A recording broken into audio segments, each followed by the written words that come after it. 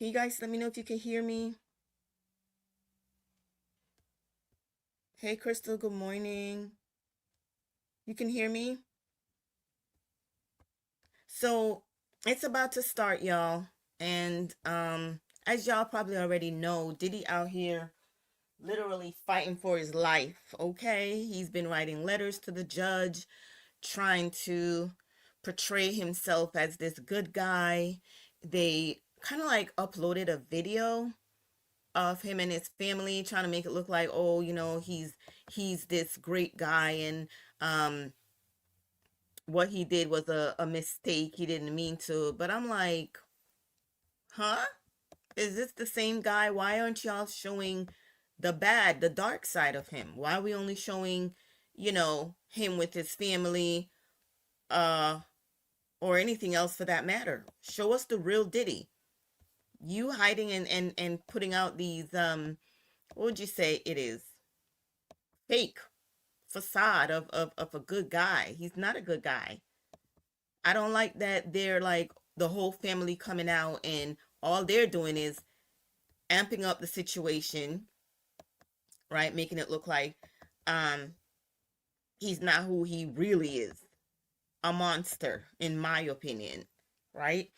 But apparently I was listening to Millie Chan today, and they are asking I used to pay for, hold on, $162 every month for my car insurance. they're asking apparently for 30 years, but the defendant is kind of like asking for time served, which no, let him serve his time out, the whole 30 years. Good morning, Mama Dama. How are you? So y'all, I just wanted to share this because a lot of my subscribers, they don't really do all this, and some of them depend on us content creators to um bring the story to them. So I'm here for y'all. Y'all know that. Y'all know that I may not go live a lot. I work at a hospital, so sometimes I'll be super tired and just not wanting to. If you see me post something silly, like I post something yesterday about this judge walking into a courtroom, and the bailiff thought he was just a random dude. So yeah, I'll be super tired. I don't be on this internet, but I try to come out for y'all and make sure that you guys can see and hear everything. I'm not sure if y'all hear the letter, but I'm gonna go over to Jasmine Brandon. If you guys could see this, put a one in the chat. Um, this is what he said to Judge Submarani, or whatever his name is. I am sorry for all the hurt and pain I've caused. He wrote in a letter adding, there's no one to blame for my current reality and situation but myself. In the letter, Jasmine Brad says Diddy described the past 2 years um, as the most difficult of his life. He said incarceration forced him to confront his demons. That's a lie. And learn from the pain, admitting my downfall was rooted in selfishness. I don't think so. As people, as human, we're going to do what we need to do to get out of a situation. I honestly believe in my heart of heart that if he gets released today, whether it's come out again, maybe he'll have people sign NDA. I don't know. If it comes out again that he is doing this trafficking, um, no, he's gonna be more careful this time around. He is. So no. He ended the letter asking the judge for a chance to be a better person, a father, a son, a man. Listen, I don't know if y'all believe this letter. I know I don't. I for sure do not believe this letter. I don't. Mm-mm. Hey, Pamela Wells, how are you, darling? Yeah, I don't believe this letter that he wrote. Y'all gotta tell me that the thing wasn't on the screen. It wasn't on the screen. But yeah, but baby, y'all know how petty 50 Cent is. he got into the mix and wrote a letter. Let me see if I could go back over here and find that petty letter that 50 cents always getting into something that he wrote. This man is so not a nice guy. He basically was just saying that, or to what Jasmine Brand is saying, that he seemed to be like mocking the situation. It says in what appears to be a mock letter pinned to Judd Submarinian, 50 Cent touched on his long running feud with Diddy, writing, "He is very dangerous. Multiple times I've feared for my life." It says 50 Cent's post comes just in the day before Diddy's sentencing schedule for today. It says 50 Cent is seemingly siding with the prosecution to continuing in his letter, "I think you should consider the safety of the general public, Your Honor, before unleashing him upon them." He adds Diddy's only going to return to hiring more male workers and keeping most of the baby oil away from the general public. Listen, I don't know how serious the judge took this or if he even took it serious or not, but that's the letter he wrote. So let's get into Now, the check courtroom. out how Hold much I'm on, y'all. paying. I'm gonna skip 20 this. of So our team let's get in into New the York passed courtroom. along to you. And again, of course, we'll find out what this Hold judge on. decides in terms of a sentence. Right now, we want to go back to that horrible case in New Hampshire, the killer uncle sentencing for All right, Aaron guys, Sweeney. hold This on. is a 16-year-old kid when he shot I'm going and to killed get his the. sister-in-law and these two little boys, Benjamin and Hold Nathan, on. 4 years old, So 23 I normally years old. watch Cassandra my Sweeney was his sister-in-law. trial on He Court took TV one of his brother's guns because and they shot him. don't strike you Then he like lied about some it, said do. there was an intruder. So hold He on. ended up pleading guilty, Yeah, but now we're Crystal, listening he's to a mess the though. just gut-wrenching sentencing So hearing. they're And then we still have back statements. talking Let's go back into on the a different courtroom court, and a watch different some court more. case on Court TV. But let's see. Oh boy, he sure loved his big brother, and he was the apple of Nana and Papa's eye. Yeah, I don't want to His share arms that around right my now hand because around the they're not fact that he really has in been court. gone for longer than he was with us. Hold on. Let me silence this one. Although Yeah. They're not really in court right now because, like I said, I watched all my court happenings from Court TV, and they're currently talking about another case um, that is currently pending. And what else is they also said court will start at 10:15. That's Diddy's thing. But I just wanted to come on here, chit chat with y'all for a little bit because while the thing is live, I'm not going to be talking much. I know Crystal is here. She's going to mod, and I believe, child, I believe everybody's going live today um, from content creator standpoint. So I hope my subbies, I think we all share the same subbies, but come over here. I think a lot of people are live right now. Um, with this whole thing. But whoever is here, I appreciate y'all for always rocking with me, for always just supporting me. We support each other. We all share the same subscriber, I believe. So for those who are here, I just want to let you know that I appreciate you guys very much. Um, let's see. Let me go back over here. I don't really, people talking about, you don't really talk about Cardi B and Nicki. I don't really care much for them. Um, in terms of the fight, I have zero tolerance for grown women fighting on the internet and bringing up people's kids. That's totally off limit. I saw where Nicki apologized to her. Well, she apologized to Culture, but then she still threw shade. So I don't know if that was truly um like Cardi said, a backhanded apology. So guys, it's not like I don't want to talk about them. I just don't find it interesting. There's so many negativity already going on in this world. I don't want to add to it with this. We're in a shutdown right now.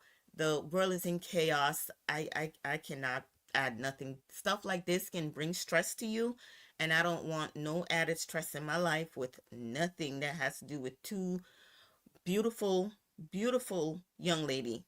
And people would say, oh, well, Cardi's not black or whatever, but I don't really care. Like, if people know me or know Jamaicans, we don't see color. We don't do race. We don't do none of that. So I don't get involved because we do have Caucasian white people who are Jamaicans.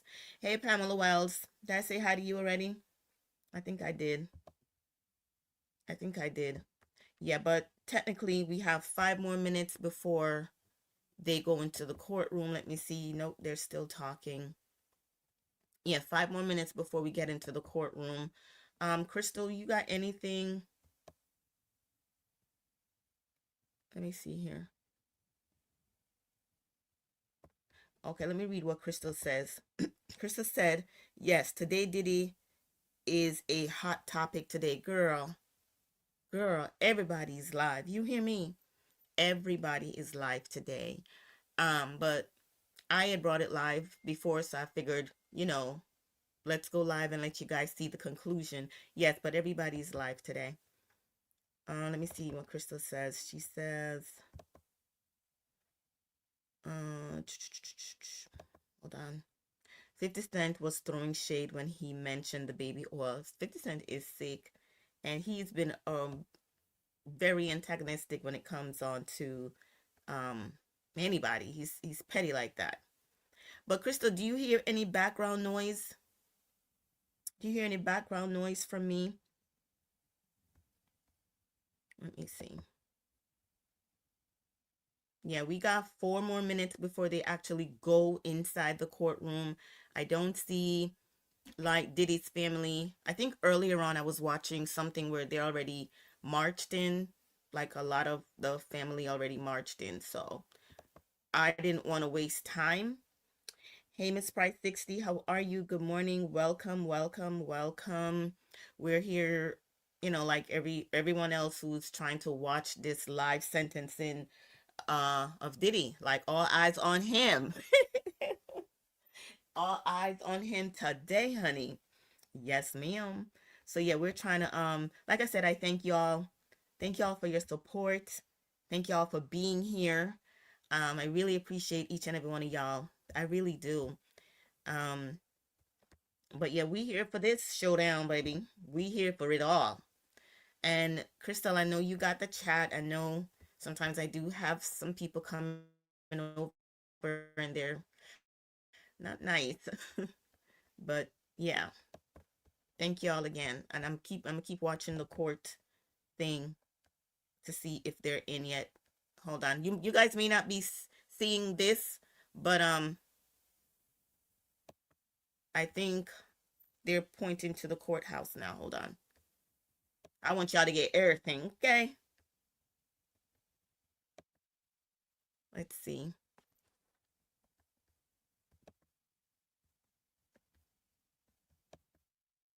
Hold on.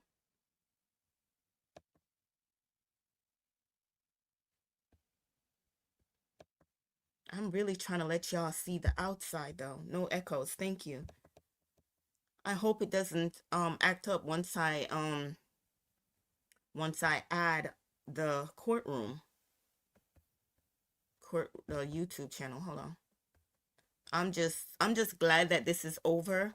Like I said, everybody who knows me, I'm not really into certain things, but um I think what he did to Cassie, I'm confused of how the jury didn't find him of a higher charge, but they already said what they have to say. They have spoken, and they found him guilty on the lesser. Now, should he be in jail forever? I'm not saying that he should, but I think what he did was wrong. I think it was dead wrong to be treating a woman, dragging her, beating her, busting up her face, doing all that. That's not how you treat a lady. And there's still questions about, Kim Porter. Like, how did she just healthy, beautiful woman found unalive? Yeah, there's questions around that. And like, listen, only God knows the truth on these people. We don't. We probably won't be able to fathom their evilness behind closed door. So There's that. Let me see what y'all saying in the chat. Um, no, I'm not. I don't want to hide nothing. Okay, the last one was Miss Price. So guys, yeah, let me try to add the courtroom now. Wait, here we go. Share screen. Like I said, guys, I'm not going to be talking much because I want you guys to hear everything. I will not be talking a lot. Let me put this on mute so when it comes on. Yeah, I won't be talking a lot. We're just going to be watching today. Okay, let me try to make this bigger. Why do I keep seeing what Crystal says? People was looking. Hold on.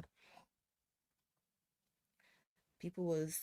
Let me see. At Replit, we believe everyone should be able to create software without limits and without knowing how to code. Introducing Agent 3.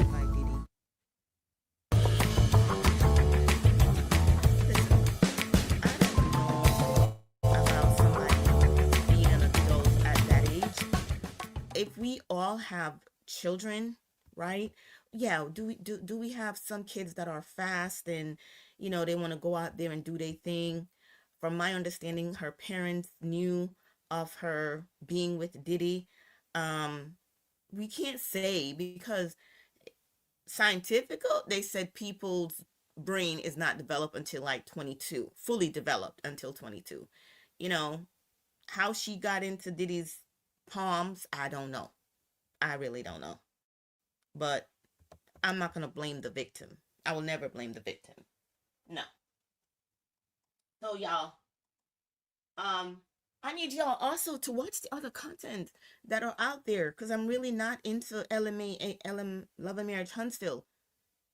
And I know y'all want me to talk about stuff that I see with Slow Letitia and them. No, I will not be talking about them unless it's really interesting. I will not be talking about Slim.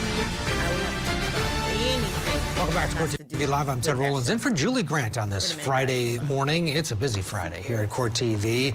Lots going on in courtrooms across the country. In Iowa, Houston Danker will be sentenced for the shooting death of Ryan Cooper. Danker pled guilty to acting in concert along with Cooper's wife, Karina, to kill her husband. In Connecticut, Kimberly Sullivan in court today for a hearing. She stepson captive for 20 years. In Lower Manhattan, in the federal courthouse, Sean Diddy Combs will be sentenced today. That hearing just getting underway. R. Kelly Craft team Sweeney. He pled guilty to the murders of his sister-in-law and two young nephews. Let's head there. Back to the courtroom. More victim impact statements. Thank you, Ms. Southwick. Guys here. Your Honor, next is Peg Sweeney. She is Ben and Mason's great-grandmother.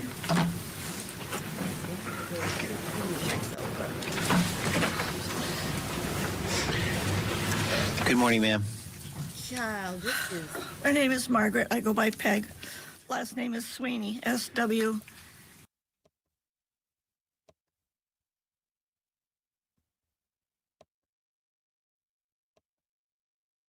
Why is it giving me this? I don't understand this. I'll tell you, the devil, he is not nice. Everything was just working a second ago. E-E-N-E-Y. You remove. I should be able to hear it.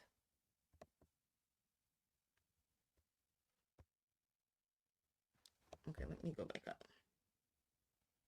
Hold on, guys.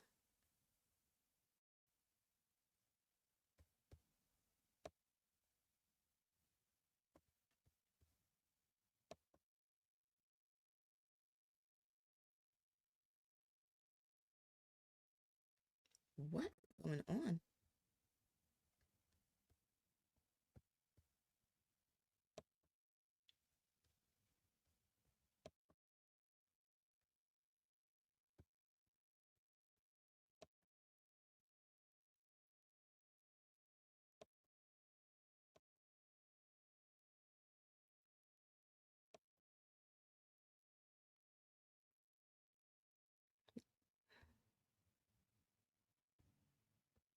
Crystal, can you hear me? Just would have remembered those casings, those fucking casings.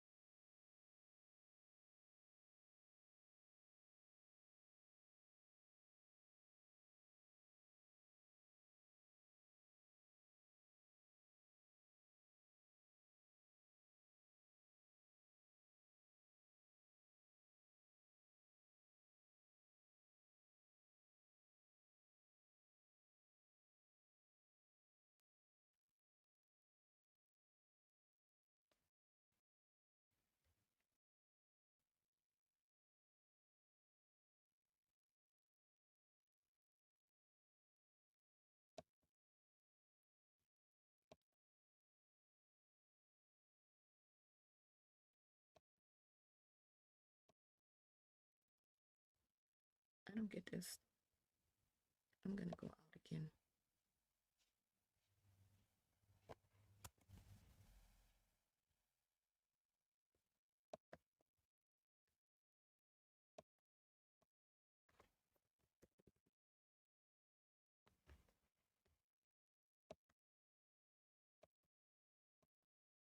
Our God is an awesome.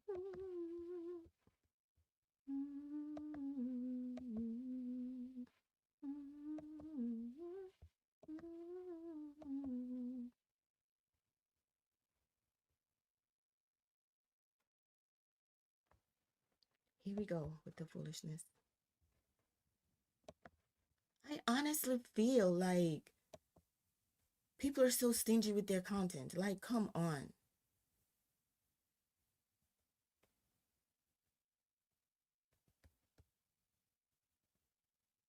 Here. Go to my name.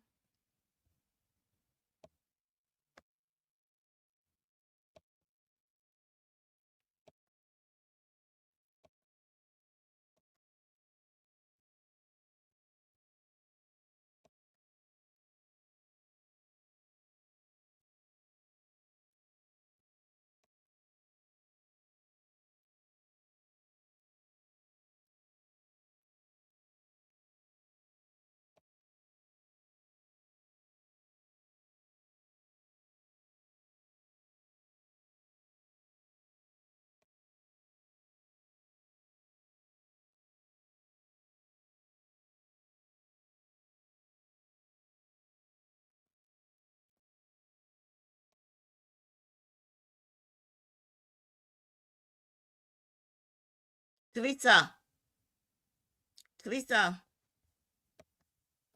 Spillover prejudice of the acquitted conduct, which the jury considered inconsistent.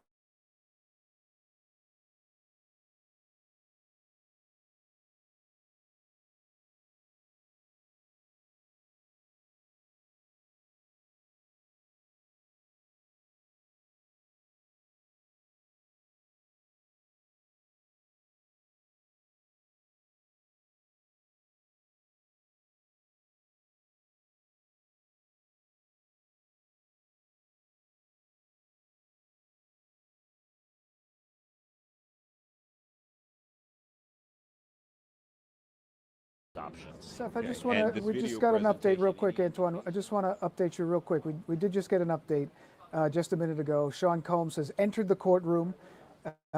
He entered the courtroom Friday. He's wearing dark pants, a yellow sweater. He was allowed to wear civilian clothing, white collared shirt underneath. He waved and blew a kiss to his immediate family. All of them were there to support him, shaking hands with them. That's an update from a Washington Post reporter who's inside. And Seth, I don't know if you have to go, but if I could just ask you another question or two, if it's okay. No, he's with me. He's good. All right, he's good. Okay. He's ours. He's okay. Good. Lisa Evers got it.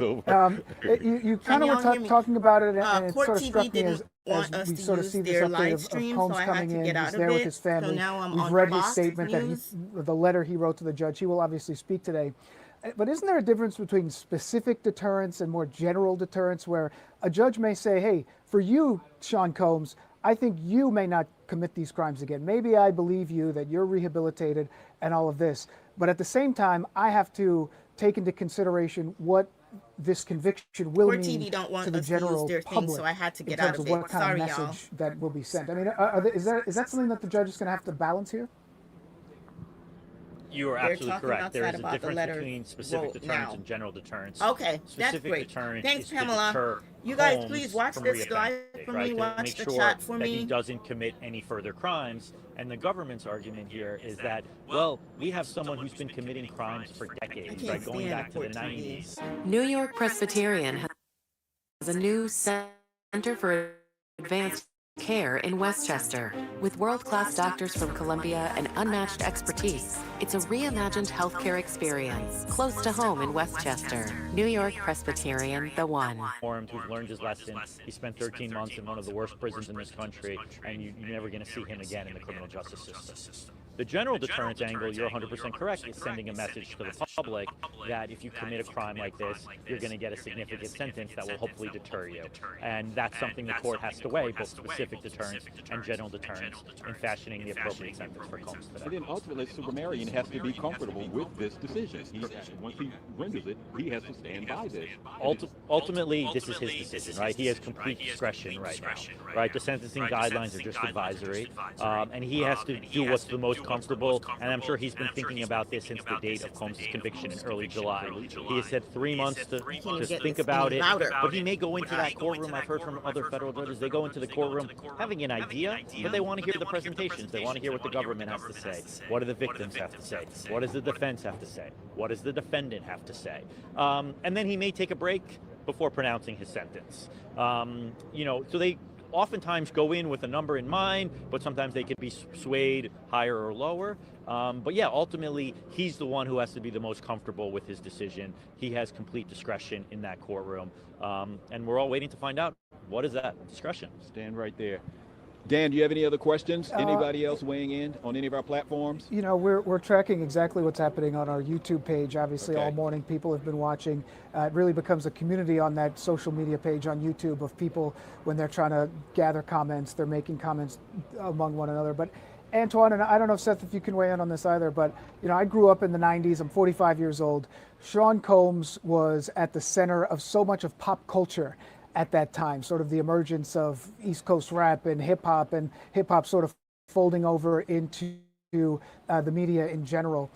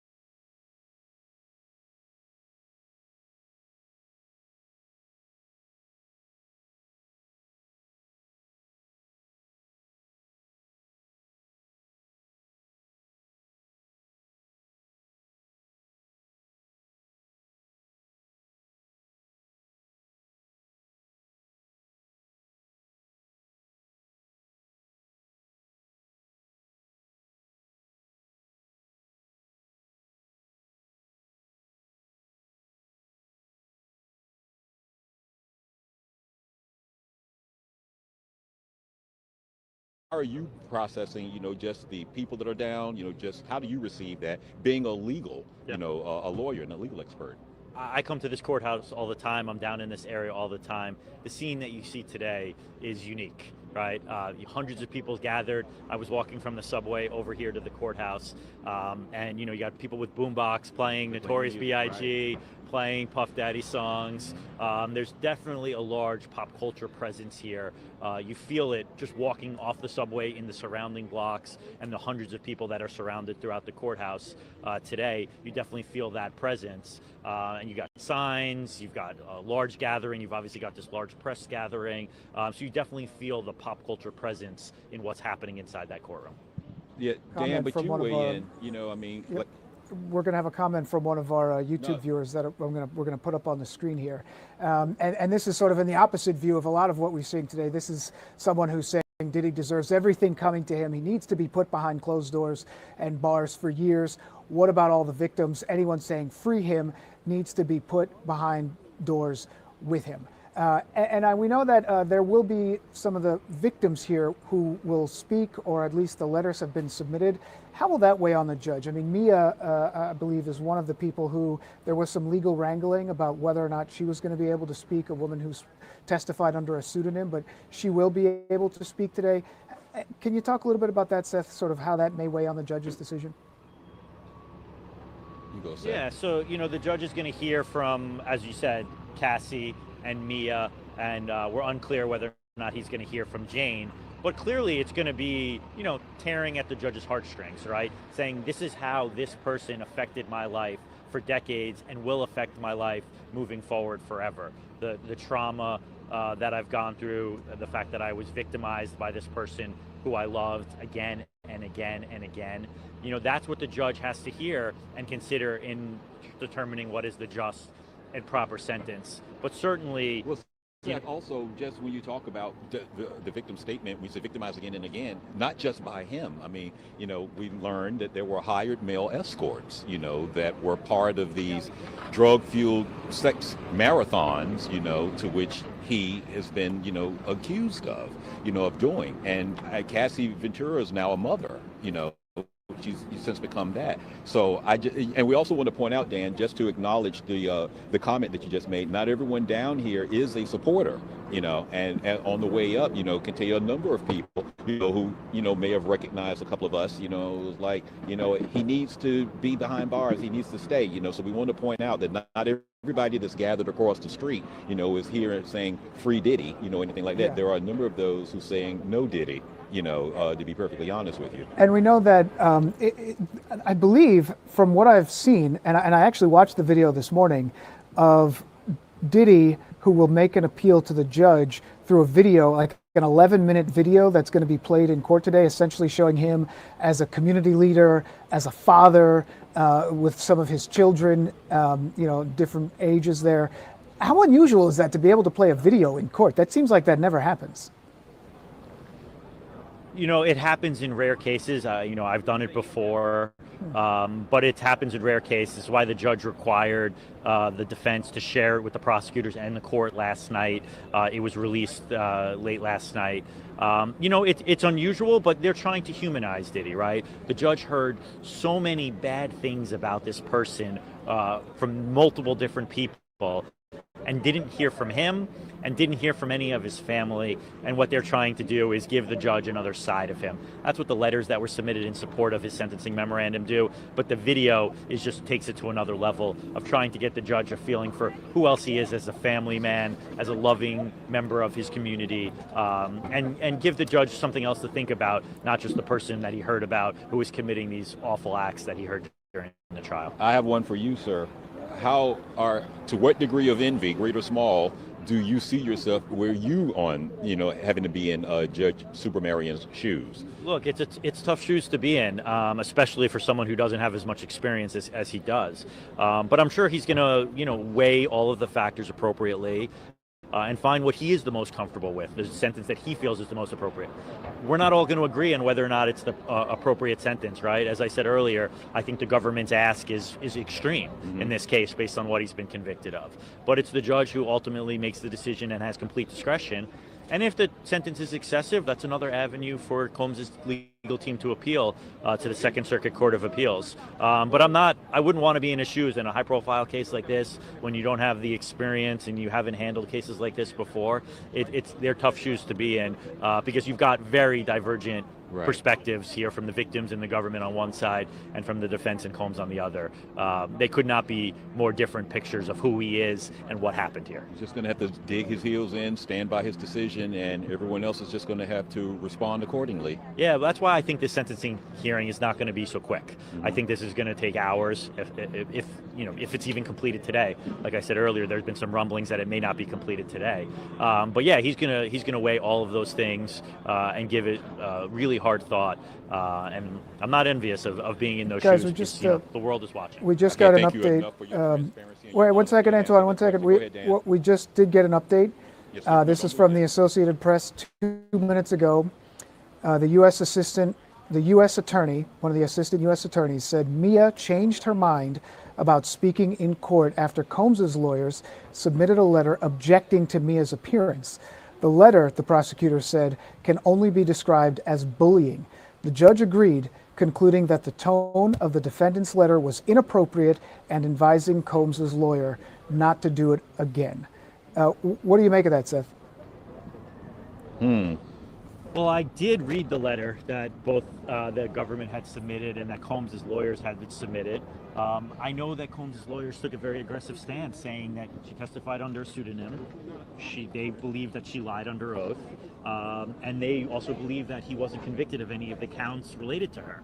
So they took a very aggressive stance in their letter that they submitted to the court. Obviously, the government took offense to it. She's now been persuaded, based on what you just relayed to us, that she's not going to be giving a statement today. So the government's obviously not happy about that. But, a warning not to do it again is, the case is going to be over today, right? So obviously the judge is siding with them, which is also not good for the defense because that may give an indication of where he's going to lie when it comes to sentencing. But at the end of the day, the defense feels very strongly about her role in this case, and I don't disagree with the defense's perspective of her role in this case. And obviously the judge doesn't like the way that they phrase their letter, but at the end of the day, they're zealously advocating for their client, which is their ethical responsibility, and I'm not sure any lawyers would do it differently. When you saw the letter last night, how did you process it? Were you surprised at the wording or shocked or anything? I really wasn't. I mean, I knew the position that the defense has taken with regards to Mia's involvement in this case, the pseudonym, the argument that she had lied numerous times under oath. Right. So they just reiterated those points in a sentencing letter. It's just the world was watching, right? Because the docket's been watched very closely over the last couple of days, knowing the sentencing was going to be today. It was a very aggressive letter, but I don't think they did anything, they didn't violate any ethical responsibilities. In fact, I think they were just zealously advocating for their client, which is what a good defense lawyer does. What about the Jane factor in this? Jane has not come up on the docket this week as to whether or not she's going to be submitting a victim impact statement. Right. There was no letter from her attached to the government's submission.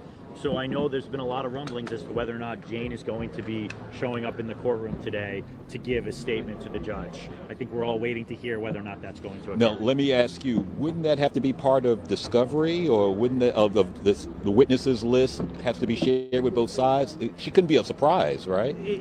She could be, because she's what we call a statutory victim, right? Okay. So she's one of the victims who is accounts for the 2 convictions that he has, right? The Mann Act violations, the prostitution violations. So she has a right to make a statement to the court today.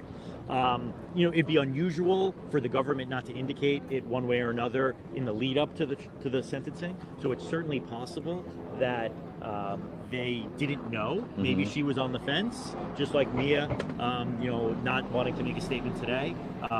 Maybe they didn't know which way she was leaning.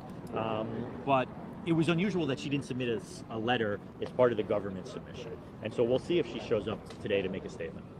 Dan, you have any other updates you can pass along to us? We want to let everyone know that Lisa is inside. Okay. Like that. And she can't have electronic devices. So right, it is. Just want to reset. 10:42. We are live outside of the federal court building in Lower Manhattan. For anyone who's just sort of checking in on our newsroom live feed, as well as our YouTube channel, Sean Diddy Combs set to be sentenced in New York this morning following his conviction on 2 counts of transporting people for prostitution. A high-profile case, of course, that has drawn attention all around the world. He was convicted of 2 counts of transporting people for prostitution.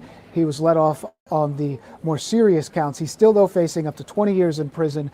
Prosecutors want 11. His attorneys essentially want 14 months, essentially time served. So that's where we are right now. We just got another update in literally 58 seconds ago from our Newsroom Live team. The judge confirmed that Combs's children and a minister will be able to speak in support of the hip-hop mogul. The judge is considering whether he'll also hear from some other people the defense proposed. All of them have written letters to the court. I guess, Seth, what you were talking about, some people were hoping this might be over by noon, like we would get an answer before lunch or maybe right after lunch. But it seems like this could take all day. I mean, could it spill into Monday if everyone gets to say what they want to say? I think that this is going to take multiple hours. I mean, a typical sentencing in the Southern District of New York maybe is about 2 hours. So this is obviously not your typical sentencing. Right. No, it's so not. I expect this to be multiple hours into the afternoon. And like I said, I've heard some rumblings this week is that there's a chance that it would spill over to Monday. Obviously we'll see how long everyone's presentations go. If his children and the Reverend are now speaking first up now, they'll be up there for a little bit. But I expect this to take multiple hours. To what degree do you believe that will even be effective? I mean, we don't generally think of Sean Combs as someone who goes to church every Sunday, or being at home, doing homework, even though his kids are, adult age, but to what degree do you think that would be effective? Look, it's important for the court to hear from his family, right? Those are his loved ones. They've been at the trial every day. They've been standing by his side. They obviously submitted letters on his behalf. You need to humanize him to the judge, right? As I said earlier, the judge has only heard terrible things about him throughout the course of the trial. And the children will humanize him as a father, as a loved member of the family, and the good that he's done in the community. And it's necessary to help the judge make the proper consideration in this case. Antoine, we know and that. Dan, you did say he was dressed in civilian regular clothes. Yep. Business attire, casual business Casual, attire. a sweater, You white say shirt how- underneath, the sort of dress pants. I guess that was a decision the judge had to make within the last couple of days. They had to officially request that, and he did request it. The judge sort of gave the overview of how the day's going to go. First, they're going to go over the materials filed by the defense and the prosecution. He said he's read everything. He walked in, he had his suitcase that was full of manila folders, that suitcase he brings in every day. They said it was kind of overflowing, so he had all the letters that everyone had written, apparently, as a part of that. He thanked both sides before everything got started, and then that's when things really started to get underway. So that's sort of where things stand inside of the court as we are getting some of these updates from everyone involved. When you're looking around outside, I mean, we know that some of the people who were testifying during the case were out there. Maybe the individual they called the Punisher was one of the people. Have you seen any of those kind of people out there? Yeah, the Punisher was here earlier, and Roy actually spoke to the Punisher. He got him to say, what did he say, Roy? He basically said that he thinks Diddy should get time served, and that, you know, the crimes were right against him, where he was involved, you know.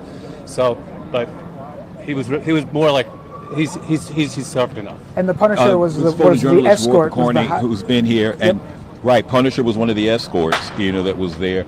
Yeah, we're all hearing that popping noise. Roy, what was his demeanor? Because he was very calm. He was very cool. Like he was like matter of fact speaking. It was just like, yeah, he just said what he thought, and he didn't have ill will either way. We had a question for you. Talk about covering high-profile cases like this, you know, from your perspective. I'm gonna stand you right there, Seth. Don't you go anywhere. Yeah, I don't. You know, I don't do this. I know. But just tell us, Roy, because you've been out here. You were here every day, just about covering this. Just about. You know. Just what was that experience, Roy? Awful. It was either raining hard, or it was really hot, and we sit out here all day waiting for them to come out of court. It's just it's awful. It's interesting what he's talking about there. No, yeah, exactly. Yeah, I mean, because it was over the summer when it happened. It's a 2 month. It was a 2 month case, and so I mean, those news crews are there every single day. Yeah. You're waiting for people to come in and out. Ended up hot and sunny and blistering. You know, this is one of the beauties of Roy Newsroom is Live. back. He's with our team. Thanks, Roy, for that perspective. Had to bring him in because he literally got the Punisher maybe a half hour ago. You know, again, the Punisher is one of the alleged hired escort. Right. Well, he was a hired escort who, you know, is said to have participated, you know, in some of the marathons, sex marathons. The freak-offs is what they called them, of course. So right? I am just reading about... Yes. So Dan, I'm just reading about something that happened from inside the courtroom this morning, which is one of the things I wanted to focus on, and waiting to hear from the judge. And in ruling on the objections from both the prosecutors and the defense had argued previously that acquitted conduct could not be considered as an enhancement. And the judge said he's going to consider overlapping conduct because it impacts the advisory guideline range. He said acquitted conduct can be considered. He cited another case, and he believes that he's going to be able to consider part of the acquitted conduct in coming up with his guideline range. That is something I was keeping a close eye on from a legal perspective, because I think that is ripe for appeal from the Combs team going to the Second Circuit Court of Appeals following this case. Because as I said, last year, the United States Sentencing Commission revised their guidelines and said acquitted conduct should not be considered unless it's intertwined with the convicted conduct. That's the prosecutor's argument here. I think the defense has a very good argument that it is not intertwined with the conduct for which he was convicted, the Mann Act, the transporting people across state lines for the purposes of prostitution. Right. So I think that is ripe for appeal as to whether or not the judge's calculation. That seems like bad news for the defense. So basically that seems like bad groundwork. news for the defense, right? Well, it's good for the defense in terms of an appeal. It's Right. bad for the defense for today in that's terms of what the sentence will be. Right. Because he's basically taking the government's argument and agreeing with the government that he could consider acquitted conduct. that's not good for Combs. And we do have another But YouTube it comment does- that we want to put up here. It's a pretty basic question. So everyone's sort of tuning in, we're watching, we're sort of going over the nuts and bolts of who's going to talk today, what's going to happen. And people are wondering if after it's over, whether it's later today or maybe even Monday, but after it's over, when does the sentencing happen? Will the judge take another 2 days to decide, or does he pretty much decide from the bench after everyone's sort of done what he's decided? So it's almost always pronounced from the bench at the end of the hearing. It's very rare that they would reserve decision and issue it in a written order on Monday or Tuesday. So I would expect whenever the hearing concludes, the judge pronounces his sentence, and we all know when everyone's walking out of the courthouse what the sentence Combs received is. And Seth, no matter what, with the charges that he was convicted of, does he have to register as a sex offender? No. Does not. I do not believe so, no. Okay. Okay, unclear about that. But yeah, you said you don't think so. I mean, even with the prostitution-related charges, that's interesting there. And so when we talk about what the defense is going to try to focus on, if they do appeal, are they going to appeal no matter what? I mean, I guess if they get the 14 months, they probably won't appeal. But if they're getting the 6 or 7 years, you think they would appeal? And then where do they appeal to? Is it just the appellate court above this? Where would they appeal? New York State Appellate, right? No, so it's the federal. Federal. The Second Circuit Court of Appeals, which is located the building behind where we are. It's on Foley Square. They would appeal to the Second Circuit Court of Appeals. That is the federal appellate court that oversees the Southern District of New York, and the only court higher than that is the U.S. Supreme Court. Right. So there's 3 levels of federal court. Do you see it getting to that level? I would expect to see an appeal no matter what, because this conviction is pretty unique. They do have some constitutional statutory arguments that lay a foundation for the appeal, which his lawyers already laid out in their motion practice before the judge in trying to get the conviction overturned. So I would expect to see an appeal regardless of the sentence that he receives.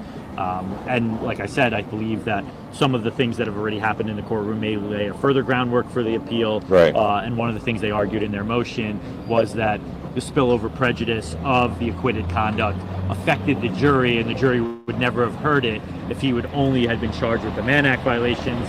I'm not sure that that's a winning argument on the appeal, but it's certainly an argument that you can make.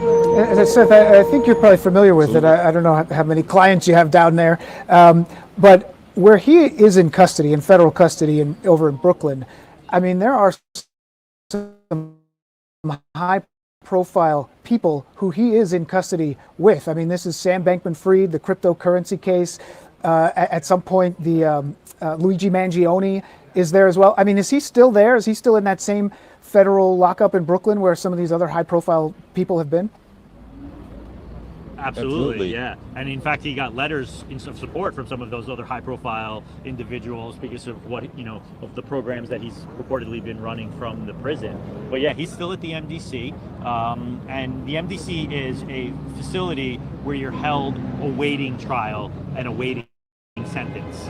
So he won't stay at the MDC for much more time after his sentence is pronounced. And once the Bureau of Prisons designates a facility for him to serve his sentence, if there is an additional sentence for him to serve, he'll probably leave the MDC in the next couple of weeks. But he's absolutely still at the MDC. That is where Luigi Mangione is currently housed. That's where the Alexander brothers are currently housed. It's where Bankman-Fried was previously housed before he was moved out for his sentence. There's plenty of high-profile defendants who are still currently housed at the MDC. And just to let our viewers know, that's the Metropolitan Detention Complex. And that's located in Brooklyn. That's so when we're saying MDC, that's what that's referencing. And it's one of the most notorious prisons. Yes. The conditions are not good. I've obviously been there way too frequently. It's a place that some other judges have given people additional credit for the time served for having served at that facility because it is such a brutal facility. Wait, Epstein was Epstein was actually at the MCC. MCC, right, okay. Yeah, that facility is now closed because of the conditions that were there after Epstein's suicide. And that was right here, the MCC. That's no longer open. Either way, that's the place we where mentioned that. that's the place where Diddy says he has been born. He said he's been sober while he's been there. No matter what the conditions are, it's the place that he humbly does not want to go back to. And let's, 5-7 years, let's say something in that range. He's not necessarily going to end up in New York, right? I mean, if he's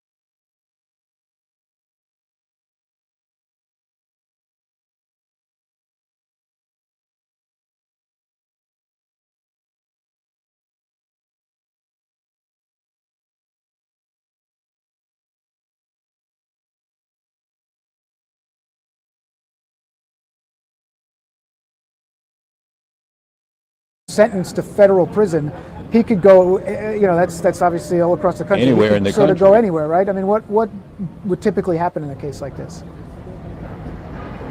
Correct. So the Bureau of Prisons is the federal bureau that gets to designate and gets to house him. They run all of the federal prisons throughout the country, and he will be designated to a location based on the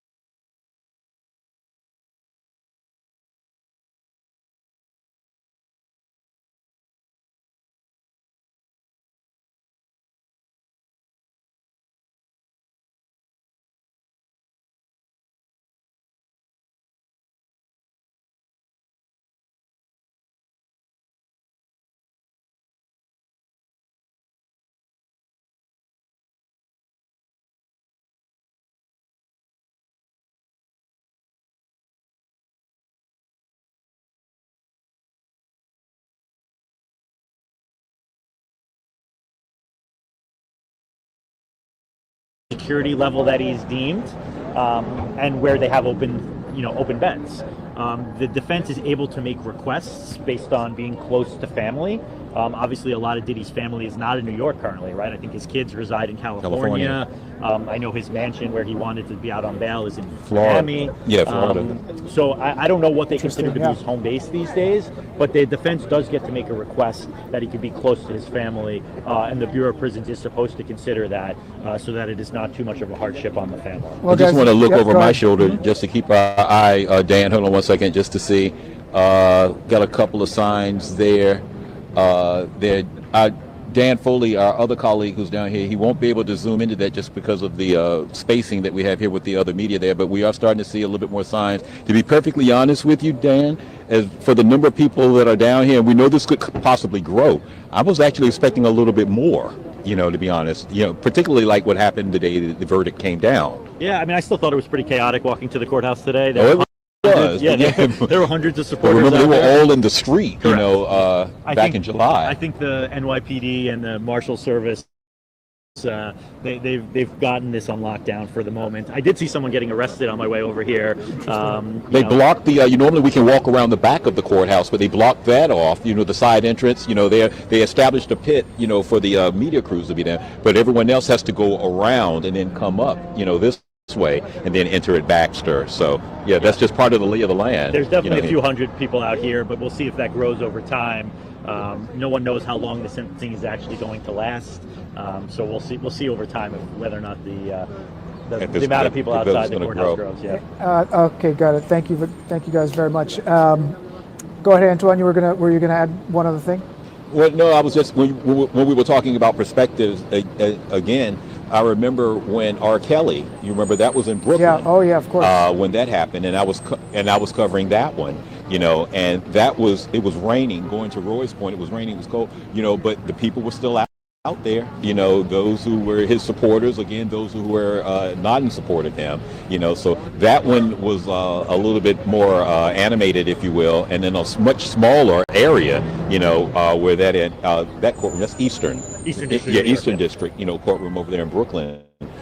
Dan, so a different perspective, the same feel, and then given, similarly cousins, if you will, of the charges. Guys, two things we want to get to because people are watching. We are live, a newsroom live. We're live on our YouTube channel. Two things I want to get to. The first thing is a question that we had just a minute ago from one of our YouTube viewers. That question is essentially what you were talking about before, Seth. And I just want to point out, Seth Zuckerman, former prosecutor, thank you so much for joining us, offering some of your legal expertise on this matter. But the question is, why should anything he was not found guilty of even matter during his sentence? And I think that's exactly what you were sort of discussing earlier, right? The big decision from the judge to this morning? Yeah, that's a great question.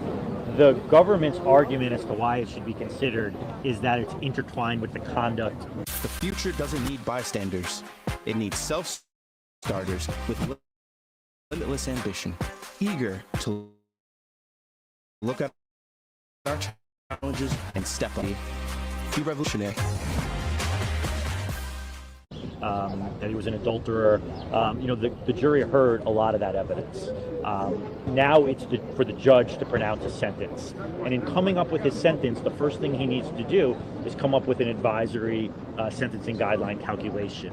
And it's basically like a number system in which the judge has to come up with a point system for how many points should be attributed to Combs. And there are all of these enhancement factors that could add 2, 3, 4 points to his sentence, and that's what the government is arguing should be added, and that's what the defense is arguing should not be considered. So what I read from inside the courtroom a little while ago is that the judge said he's going to be able to add that to his sentencing guidelines. And that's very and that he agreed with the government's argument in that he heard some of the violence and some of the coercion.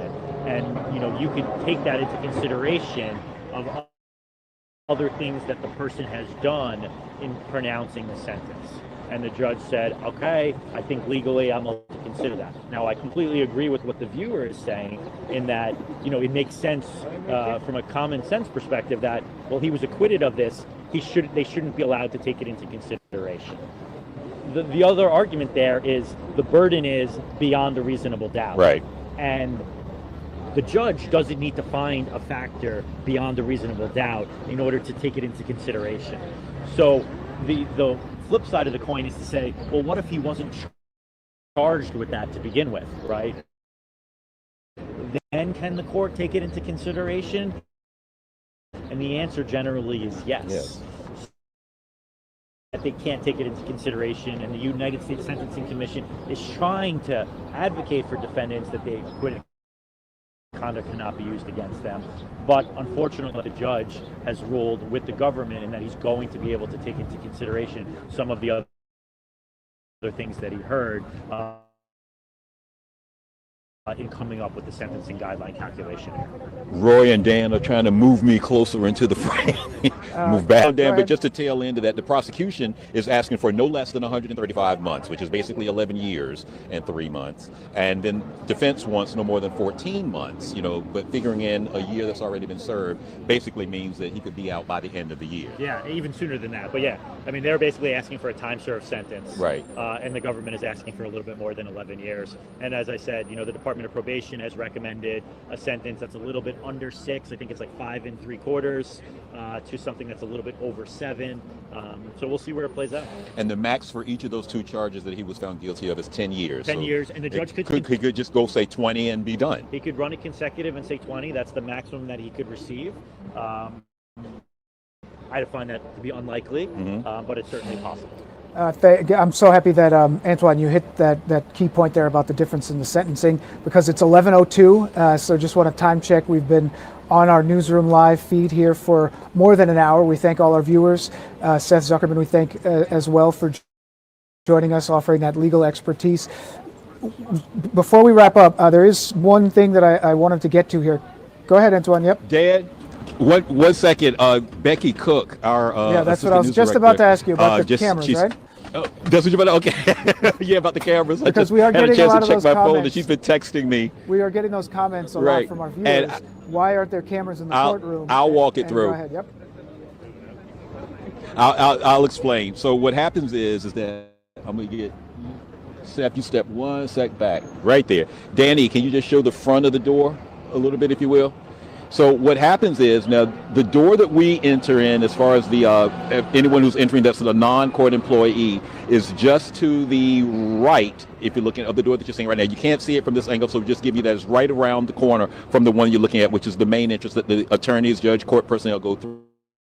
So once we go through that process, we have to get screened by security detail. They go through that with us, and then we show our press IDs. I'm just relating it from our perspective, and then once we go through the scanner and all of that, we're given basically like a poker chip, to then go. You take that, there are more court officers that are there, and that's when you hand them your device.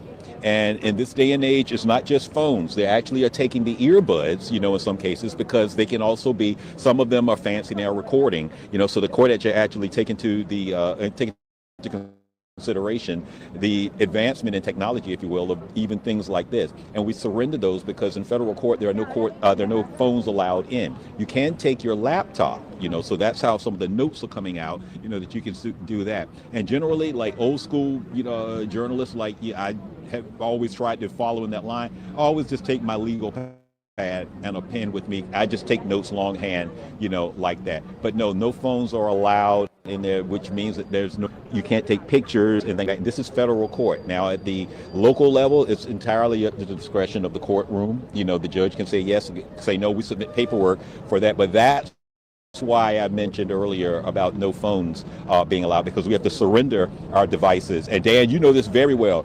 Becky Cook, our assignment desk, Kasdan, Mioabe, whoever, Imad, our news director, when they text us, we won't get it until we get out of the courtroom. Sure. And then you have to stand in that line with the attorneys and with whomever else is there, the sketch artists, and it's only like usually two officers that are there that have to try to facilitate this. You give them that poker chip, if you will, with the number on it, and that's where you get your slot back. It's the exact same way over at the Eastern Courthouse over in Brooklyn, and this is Southern here, so yeah, but that's why there are no devices allowed in federal court. There's one advantage if you're an attorney, is that you actually can apply for a pass that allows you to keep your phone when you go into the courthouse, and that's a luxury that some attorneys get. But as Anton said, any other guest of any other member of the public does have to check their phone and get a valet ticket and get it back when they leave. Yep. And that's why, yeah, exactly. That's why the updates that we get are far and few between. We get them from the Associated Press when they're inside there.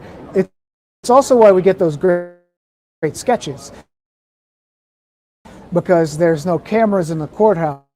sketch artists who are in there to sort of bring you the information about what's happening. And so Jane Rosenberg. Yes, Jane Rosenberg, of course, is the famed one down there at the federal court. Absolutely. Seth, as we wrap up, I mean, any thoughts, I guess, on what you've seen so far in this first hour? It seems like we're going to be here a while. Yeah, I mean, what I'm reading that just came out at 11:02 is that the judge said that he finds that the offense level is 27, which is much higher than the defense had asked for, an offense level of 14. What does that mean? Offense level is 27. What that means is the guideline sentence is 70 to 87 months, which is exactly what the Department of Probation recommended.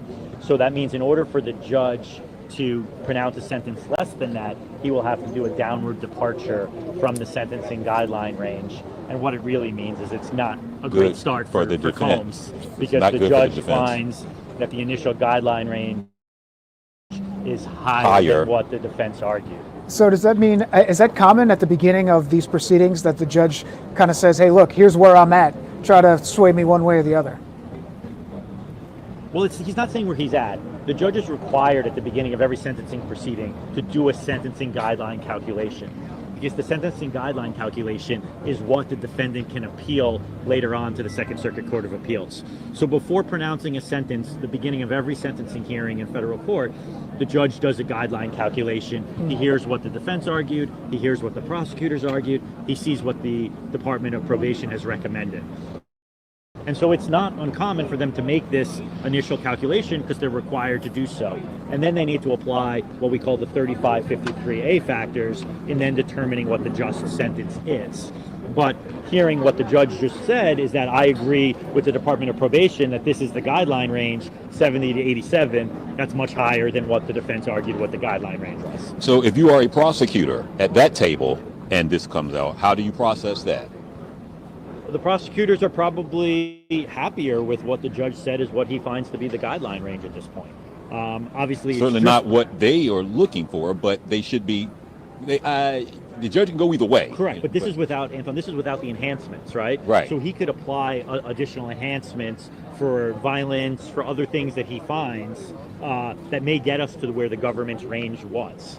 But this is just his initial agreement that this is the base offense level, and I agree with the Department of Probation, which corresponds with this guy. And we'll go from here. We'll go from here, but it's not a great start for Combs and his team. You know, for federal prosecutors, obviously during this, the defense had criticized them all along the way to say, hey, you're overstepping. This is someone who you may not agree with his lifestyle, but it doesn't make him a RICO criminal. It doesn't make him the head of this criminal organization that's trafficking women all over the place. So in a sense, they need a strong conviction today to almost justify everything that's happened and all the circus that's been surrounding this over the last year, more than a year and a half now, since some of the initial things sort of got started. I mean, they need this conviction to be significant. Yeah, I mean, look, the government has spent millions and millions of dollars on this prosecution.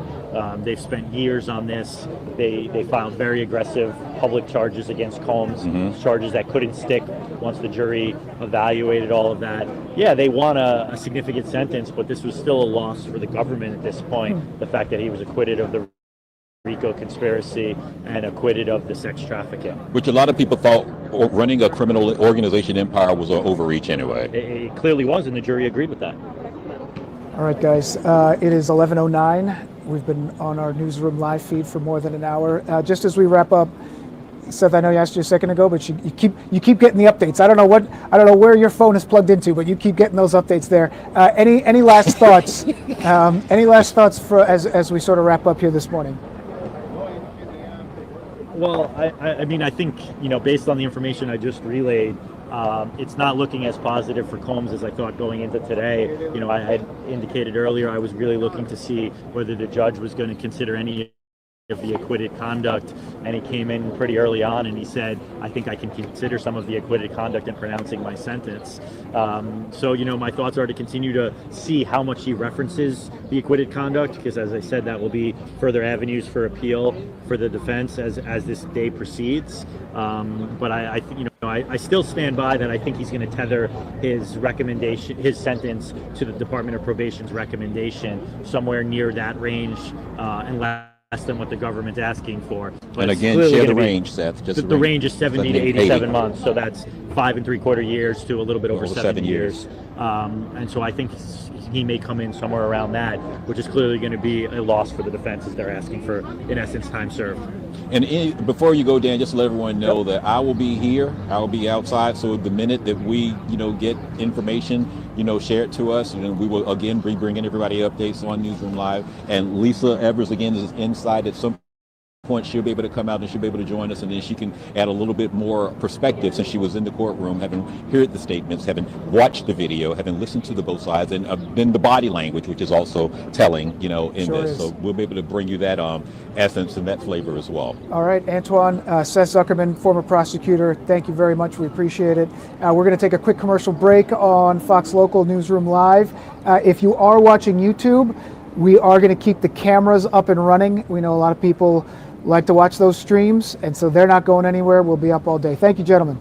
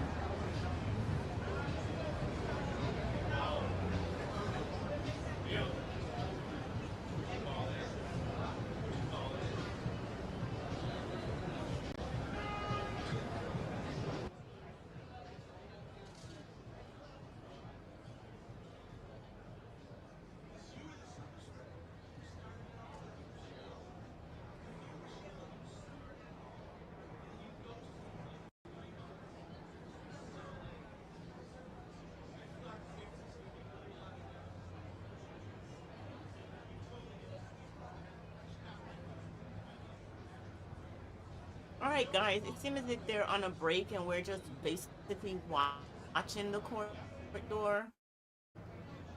to see what's going on. I can always come back. I don't want this video to be too long.